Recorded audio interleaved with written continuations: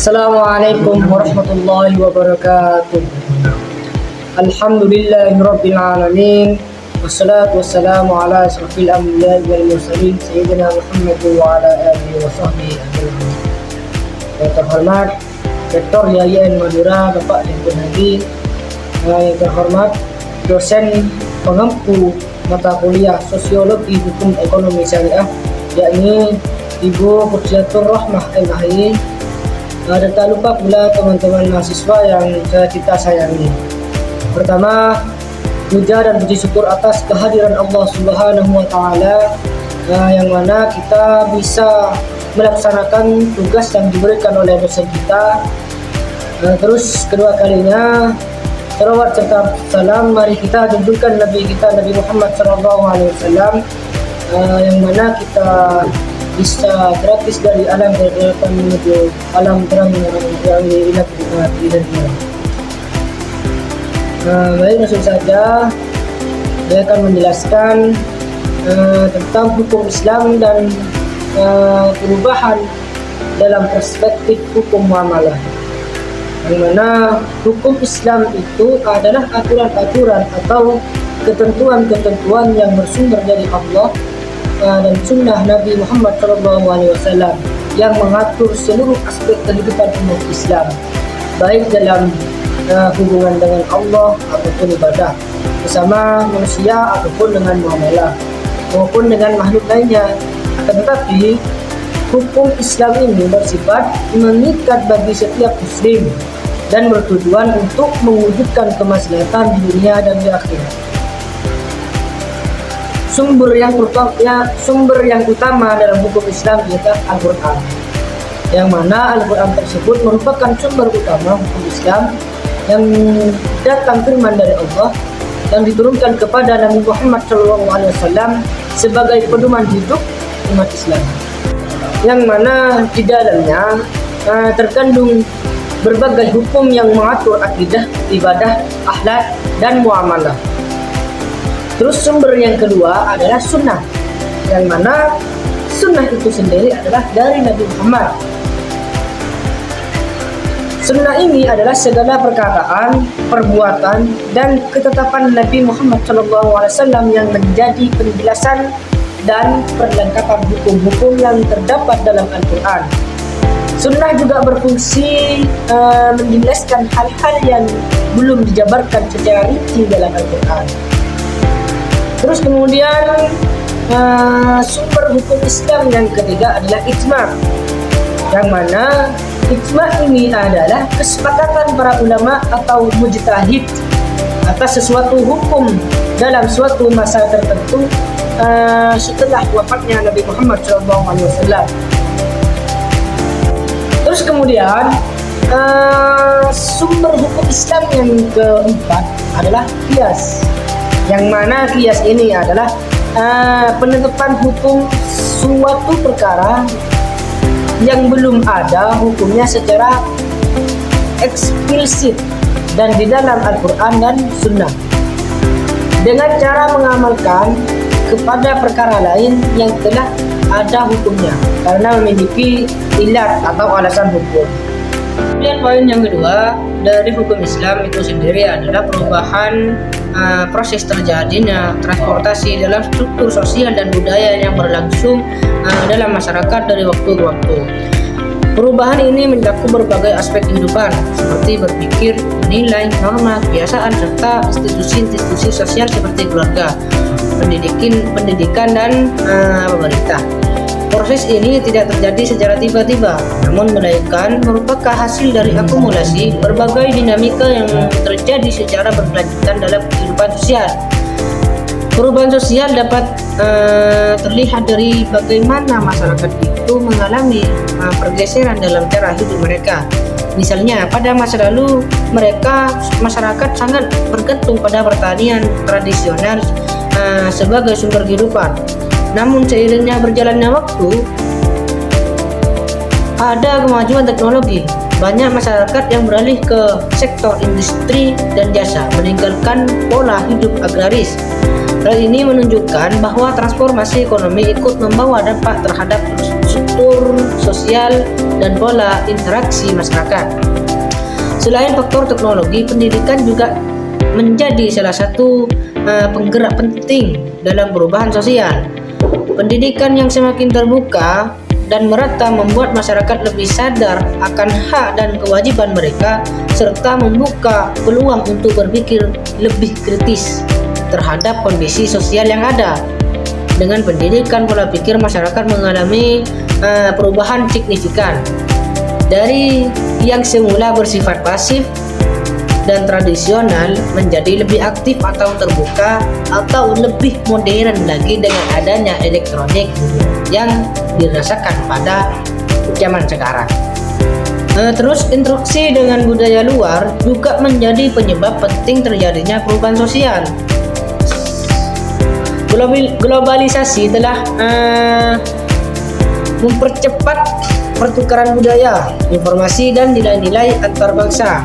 Masyarakat yang dulunya hanya mengenal kebudayaan sendiri kini dapat dengan mudah mengakses dan mempelajari budaya-budaya lain melalui media sosial, internet, dan berbagai bentuk komunikasi modern. Hal ini menyebabkan terjadinya akulturasi dan asimilasi budaya yang turut memengaruhi pola hidup masyarakat sehari-hari. Namun tidak semua perubahan sosial membawa dampak positif. Ada kalanya perubahan yang terlalu cepat menyebabkan keguncangan sosial atau konflik antar generasi. Misalnya generasi tua mungkin merasa kesulitan menyesuaikan diri dengan pola pikir dan gaya hidup generasi muda yang sangat dipengaruhi oleh teknologi dan budaya global. Oleh karena itu, perubahan sosial harus disikapi dengan bijak dan disertai dengan kesiapan masyarakat untuk beradaptasi. Perubahan sosial adalah sebuah keniscayaan selama manusia hidup dan berinteraksi. Perubahan akan terus terjadi. Tantangan terbesar bagi masyarakat adalah bagaimana mengelola perubahan tersebut agar membawa manfaat sebesar-besarnya dan meminimalkan dengan dampak negatifnya. Dengan memahami demikian, bahwa perubahan sosial masyarakat dapat membentuk masa depan yang lebih baik dan lebih sesuai dengan nilai-nilai luhur yang tetap dijaga oleh mereka. Begitu. Kemudian poin yang ketiga adalah bagaimana hukum muamalah itu merespon terkait dengan perubahan sosial yang terhambat dalam teknologi pada zaman sekarang.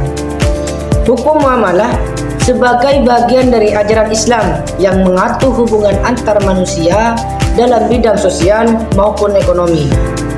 Hukum muamalah tersebut memiliki peran yang sangat penting dalam merespon serta mempengaruhi perbuatan sosial masyarakat.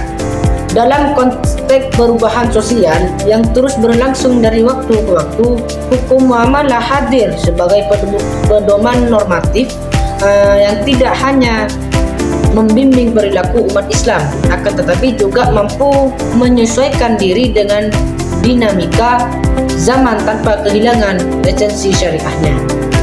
Masyarakat senantiasa mengalami perubahan pola hidup, sistem ekonomi, cara berdagang, hingga interaksi sosial. Semuanya perubahan sering dengan kemajuan teknologi dan berkembangnya pikiran. Di tengah arus perubahan tersebut, hukum muamalah tetap relevan karena memiliki prinsip dasar yang lentur dan aplikatif. Prinsip-prinsip seperti keadilan, kemaslahatan, ataupun kejujuran, kesepakatan dalam kurung ridha, dan larangan zalim menjadi fondasi yang kuat bagi kehidupan sosial. Oleh sebab itu, ketika masyarakat mengalami perubahan dalam cara melakukan transaksi ekonomi ataupun membangun kerjasama sosial, hukum muamalah memberikan ruang interpretasi dan ijtihad agar ajaran Islam tetap bisa membimbing umat dalam praktik kehidupan modern seperti zaman sekarang yang dikendalikan dalam teknologi. Ada beberapa contoh. Dalam jual beli dilaksanakan secara langsung antara penjual dan pembeli di pasar tradisional. Meskipun bentuk dan mediumnya berbeda, hukum muamalah tidak menolaknya. Islam melalui kaidah-kaidah usuliyah dalam qawaid fikih yang memberikan prinsip bahwa semua bentuk muamalah pada dasarnya boleh atau mubah kecuali ada dalil yang melarangnya. Artinya, perubahan dalam cara berjual beli tidak membatalkan hukum asal selama nilai-nilai dasar seperti kejujuran, transparansi, dan tidak ada unsur penipuan tetap dijaga. Di sisi lain, hukum muamalah juga memiliki fungsi korektif terhadap perbuatan sosial yang menyimpang dari nilai-nilai syariat. Ketika praktek ekonomi modern membawa potensi penyimpangan seperti riba, gharar, atau ketidakjelasan dan penipuan, hukum muamalah memberikan batasan yang tegas agar masyarakat tidak terjerumus dalam perbuatan yang merugikan pihak lain.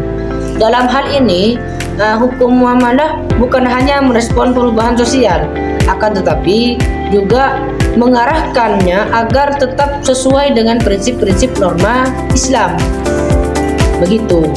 Intinya pada dasarnya, hukum muamalah tujuannya adalah kemaslahatan masyarakat. Begitu. Hukum muamalah juga mempengaruhi perbuatan sosial melalui pembentukan lembaga-lembaga ekonomi syariah seperti perbankan syariah, BMT, koperasi syariah, dan lembaga zakat atau wakaf. Lembaga-lembaga ini tidak hanya menjadi media penguatan ekonomi umat, akan tetapi juga menjadi simbol konkret bagaimana syariat Islam dapat menjadi landasan dalam membentuk perilaku sosial dan ekonomi, serta pada kesejahteraan bersama. Masyarakat yang terlibat dalam praktik ekonomi berbasis syariah secara tidak langsung sedangkan membentuk budaya sosial baru yang berlandaskan pada nilai-nilai keislaman. Selain itu, hukum muamalah juga menjadi dasar dalam penyelesaian sengketa sosial ekonomi. Ketika terjadi konflik antara individu ataupun kelompok dalam hal utang piutang ataupun kerjasama ataupun warisan, hukum muamalah menawarkan mekanisme penyelesaian yang adil dan mengedepankan musyawarah. Penyelesaian melalui kejujuran, non-litigasi seperti mediasi, dan syariat menjadi wujud nyata bagaimana hukum Islam menjaga harmoni sosial sekaligus menyerap nilai-nilai kearifan lokal dalam bingkai syariah. Begitu. Kemudian slide yang kedua, pengertian muamalah, yang mana pengertian muamalah ada 2 poin. Yang pertama, muamalah, aturan hukum Islam yang mengatur hubungan antara manusia dalam aspek ekonomi dan sosial, jual beli, sewa, pinjam meminjam, dan lain-lain. Poin yang kedua, tujuan mewujudkan keadilan, kemaslahatan, dan keseimbangan dalam masyarakat. Dalam pandangan para ulama, muamalah bukan hanya sekedar aturan teknis transaksi, melainkan bagian dari ajaran Islam yang bertujuan menjaga keadilan, kejujuran, dan keseimbangan dalam kehidupan bermasyarakat. Imam Al-Ghazali menyatakan bahwa muamalah adalah bagian dari syariat Islam yang bertujuan menata kehidupan sosial dan ekonomi secara harmonis. Sedangkan Az-Zuhaili menekankan bahwa muamalah adalah bagian dari hukum Islam yang mengatur hubungan duniawi antara manusia.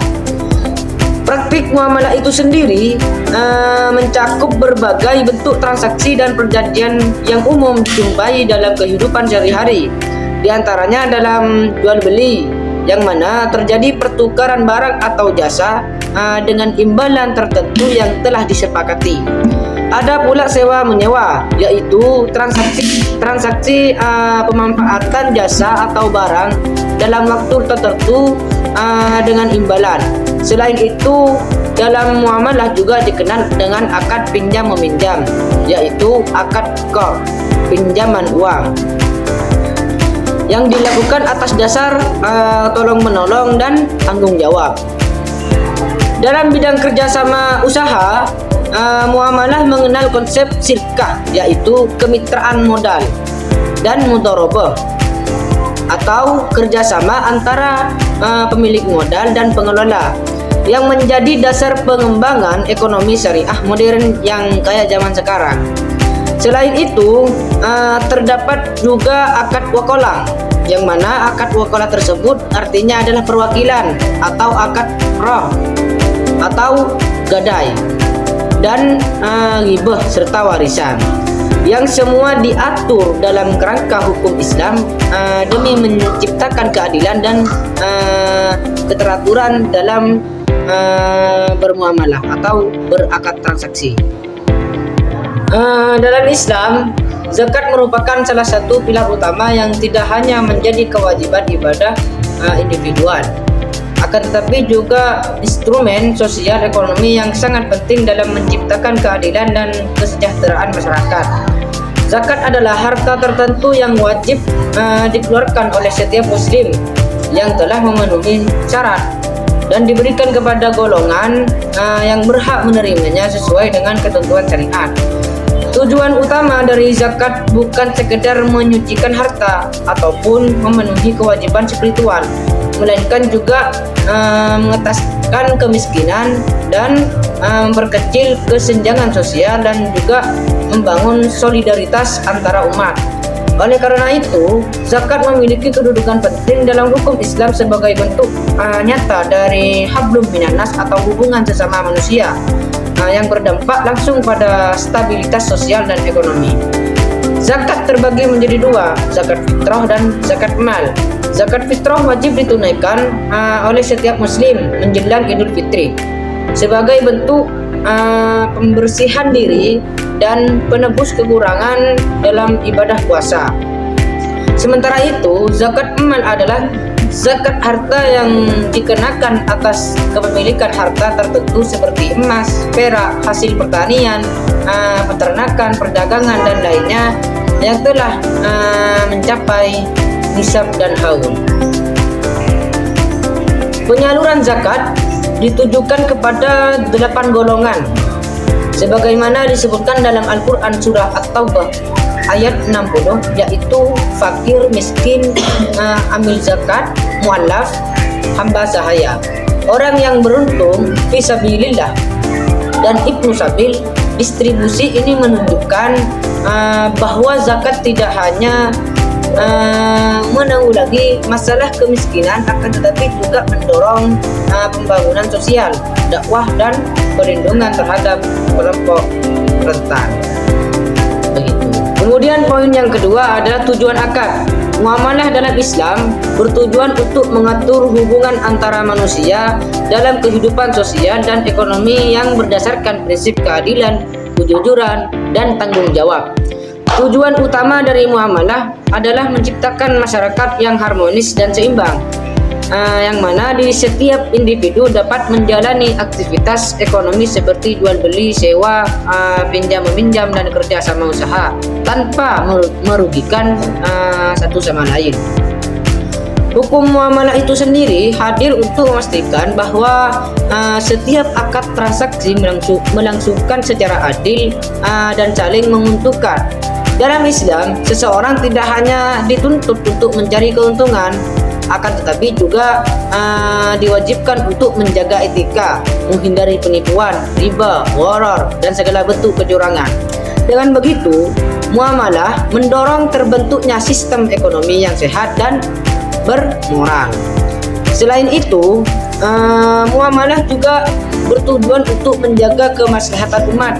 Setiap aturan yang ada ditetapkan demi melindungi hak individu maupun masyarakat secara luas, serta menciptakan stabilitas dalam kehidupan ekonomi dan sosial. Misalnya, dalam sistem zakat, Islam mengatur distribusi harta dari orang-orang kaya kepada yang membutuhkan sebagai bentuk kepedulian sosial yang membawa manfaat bagi banyak pihak.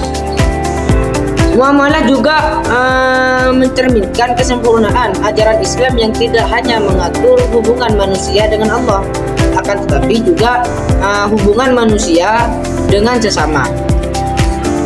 Melalui muamalah, Islam ingin memastikan bahwa aktivitas ekonomi tidak hanya sah secara hukum, akan tetapi berkah dari diridhoi oleh Allah Subhanahu wa taala. Dengan kata lain, tujuan muamalah adalah untuk menciptakan tatanan kehidupan yang adil, maslahat dan beradab, yang mana kepentingan individu dan masyarakat berjalan dengan seimbang serta mendorong terwujudnya kehidupan ekonomi yang stabil dan penuh keberkahan. Cukup sekian dari kami. Wallahul muwaffiq ila aqwamit thoriq. Wassalamualaikum warahmatullahi wabarakatuh.